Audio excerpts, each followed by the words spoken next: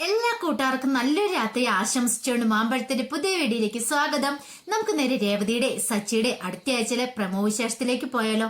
അടുത്ത ആഴ്ചയിലെ പ്രമോ വിശേഷത്തിൽ നമ്മൾ കാണാൻ പോകുന്ന വലിയൊരു അപകടത്തിൽ നിന്ന് രേവതിനെ സച്ചി രക്ഷിക്കുന്നുണ്ട്. രേവതി കുളത്തിൽ മുങ്ങിപ്പോയി കഴിയുമ്പോൾ സച്ചി വന്ന് രക്ഷിക്കുവാണ് രേവതിനെ. അതിന്റെ വിശേഷങ്ങളും അതോടൊപ്പം തന്നെ കലാവതി മുത്തശ്ശി ചന്ദ്രമതിക്ക് പണം കൊടുക്കുന്നുണ്ട് സുധയുടെ വിവാഹ ആവശ്യത്തിനായിട്ട്. അപ്പൊ ആ വിശേഷങ്ങളൊക്കെയാണ് കാണാൻ പോകുന്നത്. അങ്ങനെ രേവതി സച്ചി ഒന്നാവുകയാണ്. നമ്മളെല്ലാവരും കാത്തുകാത്തിരുന്ന ഒരു കാര്യമായിരുന്നു രേവതി സച്ചി ഒന്നാകണമെന്ന്. അപ്പൊ രേവതി സച്ചിയുടെ നന്മ തിരിച്ചറിയാം. പിന്നീട് അവരൊന്നായി ചേരുന്ന നല്ല നിമിഷങ്ങളൊക്കെയാണ് നമ്മൾ അടുത്തയാഴ്ച കാണാൻ പോകുന്നത്. കഴിഞ്ഞ ദിവസം നമ്മൾ കണ്ടു എങ്ങനെയെങ്കിലും കലാവതി മുത്തശ്ശിയുടെ നിന്ന് കുറച്ച് പണമൊക്കെ വാങ്ങിച്ചുകൊണ്ട് പോകാനായിട്ട് ചന്ദ്രമതി വന്നേ. അതിനുവേണ്ടി പഠിച്ച പണി 18 ചെയ്യുന്നുണ്ട്. രാവിലെ എഴുന്നേറ്റ് വീട്ടിലെ സർവ്വ പണികളും ചെയ്യുന്നുണ്ട്. അങ്ങനെ പണികളെല്ലാം ചെയ്ത് അവശയായി നിൽക്കുന്ന ചന്ദ്രമതിയുടെ അടുത്തേക്ക് രവീന്ദ്രൻ വന്നു കഴിയുമ്പം രവീന്ദ്രനോട് പറഞ്ഞു, അതെ എങ്ങനെയെങ്കിലും നിങ്ങളുടെ അമ്മയോട് പറഞ്ഞിട്ട് കുറച്ച് പണം വാങ്ങിച്ചാട്ട് എന്നാലെങ്കിലും നമുക്ക് ഇവിടുന്ന് പോകാലോ എന്ന് പറയാം. രവീന്ദ്രൻ പറഞ്ഞു, ഞാൻ ചോദിക്കത്തൊന്നുമില്ല, നീ തന്നെ ചോദിച്ചാൽ മതി എന്ന് പറയാണ്. അതെങ്ങനെ ശരിയാവും? ഞാൻ എങ്ങനെയാ ചോദിക്കുന്നേ? ഇത് ചന്ദ്രേ, നീ അമ്മേനെ ആദ്യം കയ്യിലെടുക്കാൻ നോക്ക്, എന്നിട്ടല്ലേ നീ ചോദിക്കണം. അങ്ങനെ മുത്തശ്ശിനെ കയ്യിലെടുക്കാനായിട്ട് ചന്ദ്രമതി എന്ത് ചെയ്യണം, പല നമ്പറുകളും ഇറക്കുന്നുണ്ട്. അവസാനം മുത്തശ്ശിയുടെ കാല് വേദന എടുക്കാന്ന് പറഞ്ഞപ്പോ രേവതി മുത്തശ്ശിയുടെ കാലൊക്കെ തിരുമ്മി കൊടുക്കുകയാണ്. ആ സമയത്ത് ചന്ദ്രമതി വന്നിട്ട് പറഞ്ഞു, ദേ മോള് തിരുമണ്ട, ഞാൻ തിരുമ്മിക്കോളാന്ന് പറഞ്ഞിട്ട് രേവതിനെ അങ്ങോട്ട് മാറ്റി വിട്ടിട്ട് ചന്ദ്രമതി കാലം കൂടെ തിരുമ്മി കൊടുക്കുകയാണ്. ഈ കാഴ്ച കണ്ടപ്പോ സച്ചിയും രവീന്ദ്രനും അമ്പരം താണ് നോക്കുന്നത്. സച്ചി പറഞ്ഞു, മുത്തശ്ശി സൂക്ഷിച്ചോ, കാല് തിരുമുന്നുണ്ട്, മിക്കവാറും കാലെ പിടിച്ച് വലിക്കാനുള്ള പരിപാടിയാണാ തോന്നുന്നത്. എന്തേലും കാര്യമില്ലാതെ അമ്മ ഇങ്ങനത്തെ പരിപാടി ചെയ്യില്ല എന്ന് പറയുന്നുണ്ട്. പിന്നീട് കലാവതി മുത്തശ്ശി രവീന്ദ്രനോട് ചോദിച്ചു, അല്ല ഇനിയിപ്പോ കല്യാണമല്ല വരാൻ പോണ സുധിയുടെ, അപ്പൊ കല്യാണാവശ്യത്തിനൊക്കെ പണം ഉണ്ടോന്ന് ചോദിക്കണം. അതമ്മ ക്ഷേത്രത്തിൽ വെച്ച് നടക്കുമ്പോ അധികം പൈസയുടെ ഒന്നും ആവശ്യമില്ലെന്ന് പറയുന്നുണ്ട്. ഈ സമയത്ത് രവീന്ദ്രൻ ഇങ്ങനെ രൂക്ഷമായിട്ട് ചന്ദ്രമതി നോക്കുവാണ്. പൈസ ചോദിക്കാൻ പറഞ്ഞിട്ട് ഇങ്ങനെ ഉള്ള പൈസ അങ്ങ് കിട്ടുന്ന ഇല്ലാതാക്കാനാണോ ശ്രമിക്കുന്നതെന്നുള്ള രീതിയിൽ. പിന്നീട് മുത്തശ്ശി പറഞ്ഞു, എടാ ആ ക്ഷേത്രത്തിൽ വെച്ചാണ് നടക്കുന്നെങ്കിൽ അത്യാവശ്യ കാര്യങ്ങൾക്കൊക്കെ പൈസ വേണ്ടേന്ന് ചോദിക്കുവാണ്. ഇത് കേട്ട് കഴിഞ്ഞപ്പോ രണ്ടും കൽപ്പിച്ച് ചന്ദ്രമതി പറഞ്ഞു, പണം വേണം അമ്മേ, എന്ത് ചെയ്യാനാ? ഇപ്പോഴാണെങ്കിൽ രവിയുടെ കയ്യില് പണമില്ല, ഉള്ള പൈസ സുധി കൊണ്ടോയെന്ന് അറിയാലോ. അത് മാത്രമല്ല പെൻഷനാണ് കിട്ടിയിട്ടുമില്ല, എന്ത് ചെയ്യണം എന്ന് അറിയത്തില്ല എന്ന് പറയണം. അത് കുറച്ച് പണമെങ്കിലും കൈ വേണം, അവൾക്കൊരു 10 പവന്റെ സ്വർണ്ണമെങ്കിലും ഇടണ്ടേ, അത്രയെങ്കിലും നമ്മൾ ചെയ്തു കൊടുക്കണ്ടേന്ന് ചോദിക്കുകയാണ്. എല്ലാം കേട്ട് കഴിഞ്ഞപ്പോ കലാവതി മുത്തശ്ശി പറഞ്ഞു, അതോർത്ത് ഇനി പേടിക്കണ്ട, അതിനുള്ള പൈസ ഞാൻ തന്നോളാന്ന് പറയാണ്. അത് കേട്ട് കഴിഞ്ഞപ്പോഴാണ് ശരിക്കും ചന്ദ്രമതിക്ക് ശ്വാസം നേരെ വീണത്. മുത്തശ്ശി പറഞ്ഞു, ഇനിയിപ്പം കല്യാണത്തിനുള്ള പൈസയും സ്വർണത്തിനുള്ള പൈസയൊക്കെ ഞാൻ തന്നോളാം, പക്ഷെ ഈ സമയത്തിന് സച്ചി കയറി ഇടയുവാണ്. മുത്തശ്ശി എന്ത് വർത്താനാ മുത്തശ്ശി പറയണേ? മുത്തശ്ശി എന്തിനാ പൈസ കൊടുക്കണേ? അല്ലെങ്കിലും അവന് അച്ഛന്റെ പൈസ കൊണ്ട് മുങ്ങിയതാ, അതും പോരാഞ്ഞിട്ട് ഇനി എന്തിനാ മുത്തശ്ശി പൈസ കൊടുക്കുന്നേ? പൈസ കൊടുത്തിട്ടുണ്ട്. ഒരു കാര്യം ഞാൻ പറഞ്ഞേക്കാം, കല്യാണപ്പന്തിൽ വെച്ച് അവൻ ആ പൈസ സ്വർണം കൊണ്ട് അവൻ അങ്ങോട്ട് മുങ്ങത്തുള്ളൂ, ഈ കല്യാണം നടക്കത്തില്ലെന്ന് പറയാണ്. മുത്തശ്ശി പറഞ്ഞേടാ, അവനും എന്റെ പേരക്കുട്ടി തന്നെയല്ലേ, എന്റെ കൊച്ചുമോൻ തന്നെയല്ലേ, നിന്നെപ്പോലെ തന്നെ അവനും അവകാശമുണ്ട്. അപ്പൊ അവന് ഞാൻ പൈസ കൊടുക്കുന്നോർത്ത് എന്താ കുഴപ്പമിരിക്കുന്നേ? ഒരബദ്ധം ആർക്കും പറ്റും, ഇനി അവൻ അങ്ങനെയൊന്നും ചെയ്യാൻ പോകുന്നില്ല, നീ ധൈര്യമായിട്ടിരിക്കും സച്ചി എന്ന് പറയാണ്. പക്ഷെ സച്ചിക്ക് അങ്ങോട്ട് ഇഷ്ടപ്പെട്ടില്ല. സച്ചി അപ്പോഴേ പറഞ്ഞായിരുന്നു, ഈ വരവിന്റെ ഉദ്ദേശം എനിക്ക് തോന്നിയായിരുന്നു എന്തോ ഒരു കാര്യസാധ്യത ഉണ്ടെന്ന്. ഇപ്പൊ മനസ്സിലായില്ലേ അച്ചമ്മയ്ക്ക് എന്താന്ന്? കാരണം ഈ പൈസ മേടിച്ചെടുക്കാൻ വേണ്ടി മാത്രം അമ്മ ഇങ്ങോട്ട് വന്നത്, അല്ലേ അമ്മ വരുമോന്നൊക്കെ ചോദിക്കുന്നുണ്ട്. അങ്ങനെ പൈസ ഒക്കെ കിട്ടിക്കഴിഞ്ഞപ്പോ ചന്ദ്രമതി പോവാണ്. രവീന്ദ്രൻ പറഞ്ഞു, കുറച്ചു ദിവസം മുമ്പ് അങ്ങോട്ട് കല്യാണത്തിന് വന്നേക്കണം അമ്മ, അറിയാലോ എന്നൊക്കെ പറയണം. അങ്ങനെ ചന്ദ്രമതിയും ഭയങ്കര സന്തോഷത്തോടു കൂടിയാണ് പോകുന്നത്.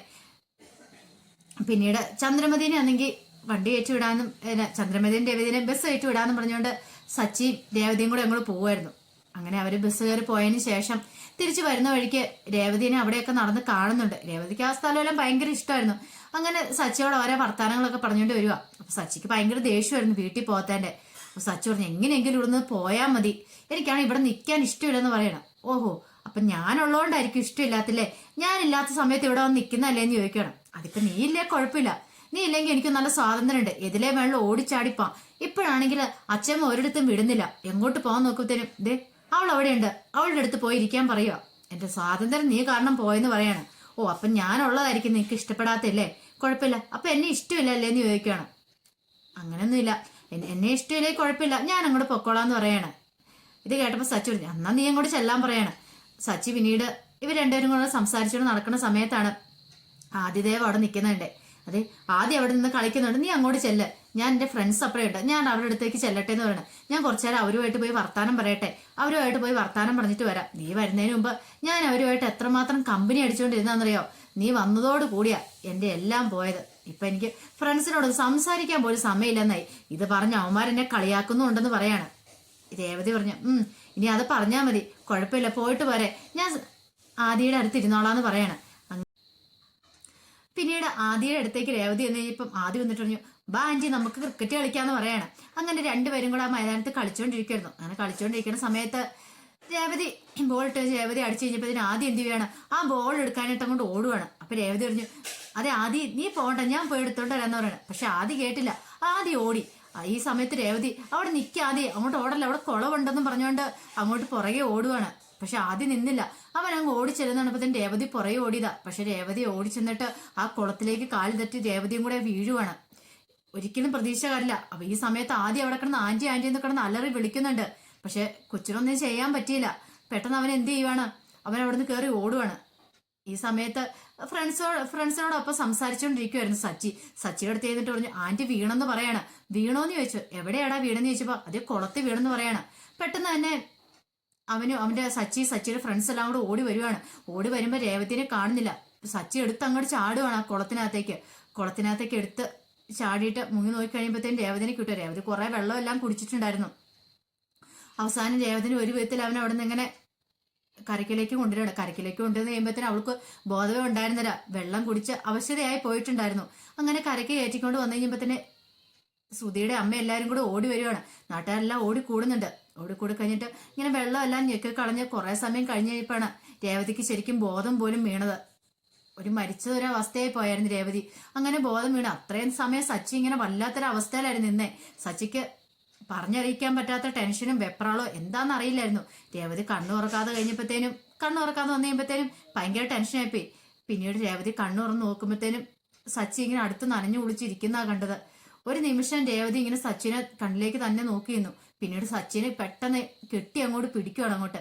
സച്ചി ഒരിക്കലും പ്രതീക്ഷിച്ച കാര്യമല്ലായിരുന്നത്. രേവതിക്ക് രണ്ട് കണ്ണുകളും നിറഞ്ഞൊഴുകി. മരിച്ചെന്ന് കരുതി പോയതാണ്, മരണത്തെ മുഖാമുഖം കണ്ടാണ് അവിടെ നിന്നാണ് താൻ ജീവിതത്തിലേക്ക് തിരിച്ചു വന്നിരിക്കുന്നത്. അതും ശശി സച്ചിയാ.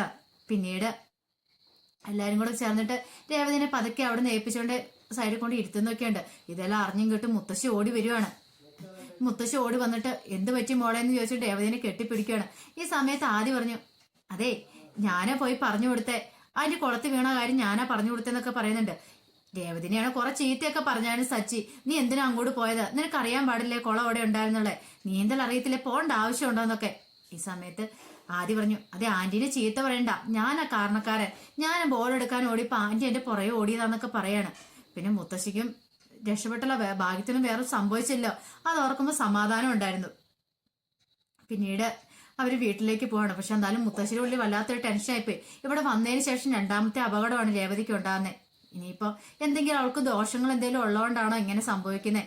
മുത്തശ്ശി ഒരു കാര്യം തീരുമാനിച്ചു, ക്ഷേത്രത്തിൽ പോയി ഒരു ജ്യോത്സ്യനെ കാണണം, നല്ലൊരു ജ്യോത്സ്യനെ കണ്ട് ചോദിക്കണം എന്താ ഇങ്ങനെയൊക്കെ, ഇനി ഇവരുടെ ജാതകത്തിലൊക്കെ എന്തെങ്കിലും കുഴപ്പമുണ്ടോ. ജാതകമൊന്നും നോക്കാതെയാണ് രണ്ടുപേരുടെയും വിവാഹം നടത്തിയത്, പൊരുത്തങ്ങളൊന്നും നോക്കാതെയാണ്. പക്ഷേങ്കിൽ ആ ഒരു സംഭവത്തോടു കൂടി രേവതിക്ക് സച്ചിയോടുള്ള അടുപ്പം കൂടിയായിരുന്നു. രേവതിക്ക് സച്ചിയോടൊരു പ്രണയമൊക്കെ തോന്നി തുടങ്ങിയിട്ടുണ്ടായിരുന്നു. ഇതിനു മുമ്പത്തെ പോലെയല്ല, തന്റെ ജീവൻ രക്ഷിച്ച ആണെന്നുപരി തന്റെ ആരൊക്കെ ആണെന്നൊരു ചിന്ത. ഇടയ്ക്കിടയ്ക്ക് സംസാരിച്ചുകൊണ്ടിരിക്കുന്ന സമയത്താണ് രേവതി ഇങ്ങനെ ഒളികട്ട് കണ്ടിട്ട് ഇങ്ങനെ സച്ചിനെ നോക്കും. ആ നോട്ടം കാണുമ്പോൾ പെട്ടെന്ന് തന്നെ സച്ചി നോട്ടം അങ്ങോട്ട് പിൻവലിക്കും. സച്ചിക്ക് മനസ്സിലായി ഇവൾക്ക് തന്നോട് ഇഷ്ടം തോന്നി തുടങ്ങിയിട്ടുണ്ടെന്നൊക്കെ. അപ്പൊ ഇനി അവർ രണ്ടുപേരും ഒന്നാവുന്ന നല്ല നല്ല വിശേഷങ്ങൾ നമ്മൾ കാണാൻ പോകുന്നത്. മുത്തശ്ശി ഇനി അവരെ രണ്ടുപേരും ഒന്നാക്കാൻ പോവാണ്. അപ്പൊ ആ വിശേഷങ്ങൾക്കായി നമുക്ക് എല്ലാവർക്കും കാത്തിരിക്കാം കേട്ടോ. ഒരിക്കൽ കൂടി എല്ലാവർക്കും നല്ലൊരു രാത്രി ആശംസിച്ചുകൊണ്ട് നിർത്തുന്നു. നന്ദി.